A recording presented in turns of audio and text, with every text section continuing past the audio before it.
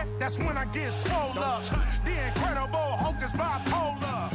Immortal Hulk issue number 24, part 1. That's how this read. Now, I usually get into spoilers, but before that, if you're someone who's just looking for an open review, I got 10 seconds for you. This is not the continuation of Absolute Carnage 3. This is how we got to Absolute Carnage 3. You can go now, because I'm going to talk. And like the video before you go, and we can talk about this comic. I thought it was good writing. I just didn't want to read it. This was an impulse buy. I wasn't on my pull. All right, they're doing a tie-in for Absolute Carnage. War of the Realms taught me tie-ins were bullshit. Last week, Amazing Spider-Man's tie-in was just recalling past events and nothing really progressed. This was better than last week's. But it didn't. I needed it to be We Are Hulk action and see what happens there. Literally 1 second passes from the end of Absolute Carnage to this. They actually say that. So they start off where Immortal Hulk 23 ended. Homeboy's in the bathtub. Betty Ross is in the washroom also. The bathroom, excuse me, if you're an American. First page, I've always got an issue with the first page of Immortal Hulk. It's just wasting panels, that and that. We didn't need that. We could have skipped to 3 pages in. Joe Fixit leaving a note for this guy. So this is really just a continuation of Immortal Hulk 23. We even get a little bit of flashback, a little talking about his past few days with the fight against Abomination, because this is a number 1. You got to be new reader friendly. But really, this is for the Immortal Hulk readers to know. This is the explanation. Al Ewing loves his character. This is how we got from here to New York and Absolute Carnage. Because they asked him to have Immortal Hulk for that event. I'm sure Donny Cates wanted to do a Hulk Venom. How you going to say no to that? He's just like, all right, give me 30 pages to explain this away. So he takes about 28 of them to explain away. And the stuff happening in the metaphysical world, I think that could have... It wasn't needed. Until that last page with Venom. That part was spooky when we actually got to see Venom with the tongue, the teeth, and the eyes. Ooh, that was good. The artwork everywhere else sucked, but that was pretty good. He watches the news for context. I really like that. And Betty kills him. It's very scary. That's horror. Carries him all the way there, gets to the body, and she has her emotional moment. Al Ewing writes off why she's not going to be part of this event. He thought because of the red stuff, it was a Red Hulk. No, it was Carnage. When he finally gets to know that, he looks for Spider-Man. When he's swinging with Spider-Man, you can see the body language of Spider-Man that he was going to say something funny. I was waiting.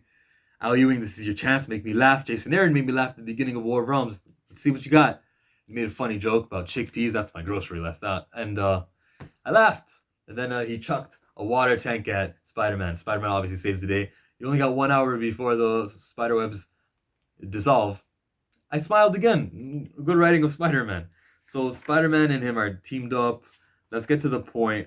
Let's get to the part where they talk about to Venom. Venom explains to him that this is like a Satan. Null is like a Satan. What was the word? Cosmic Satan. Null and Cosmic Satan. And he gets this, the one below all vision. This was supposed to be epic, profound.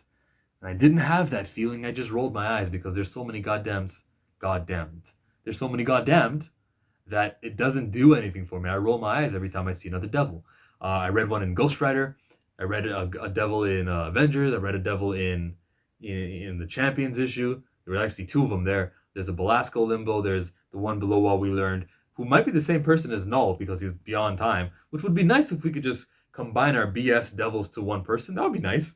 Less thinking. That would be actually really cool if Null was the one below all. It's not going to happen, I don't think, but that would be really nice. When this Null guy shows up, it's going to be on. So this helped me like get ready for Null. Look how spooky that dude is up there. No matter who's drawing Null, Trad Moore can draw Null, but no matter who's drawing Null, I reckon he'll be at the end of this event, right? Whatever the next summer, maybe the next summer is where we'll get Null.